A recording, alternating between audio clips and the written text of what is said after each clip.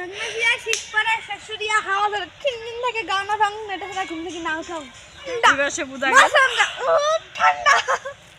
হরে Krishna everyone, সকলে কেমন আছেন? আশা করি ভালো আছেন।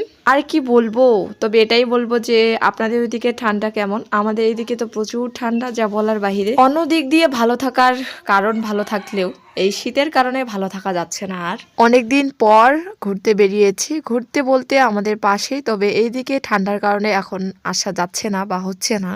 আগে প্রায়ই আসতাম এবং প্রায়ই বলতে প্রতিদিনই আসা হতো, তবে এখন সেরকম না। ঠান্ডার সময় ঠান্ডা বেশি এবং গরমের সময় গরম বেশি, দুটাই বিরক্তিকর বলা চলে।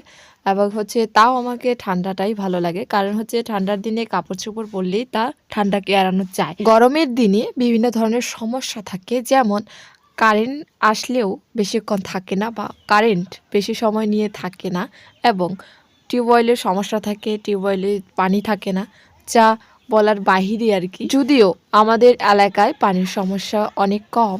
গরমকালে যে একটা প্রকৃতির হাওয়া থাকে, সেই হাওয়াটাও মনে হয় আমাদের গরমটাকে এড়াতে পারে না। তো যাই হোক, আমি পুকুরের ভিডিওটা এই জন্যই করেছি হাঁসদেরকে নিয়ে, কারণ দেখেন তারা গরম ঠান্ডা নেই, সে জলের মধ্যেই থাকে বা এবং জলের প্রাণী, তাই। তবে হাঁসদের কথা একটু অন্য দিক দিয়ে ভাবলে কেমন লাগে, তাই না? তো আমাদের মতো প্রতিনিয়ত এভাবে কারা কারা আগুনে তাপাচ্ছেন, তো অবশ্যই কমেন্ট করে একটু জানাবেন। তো আজকের ব্লগে এইটুকুই, অন্য কিছু করতে পারি নাই, বুঝতে পারতেছেন প্রচন্ড ঠান্ডা। হরে কৃষ্ণ।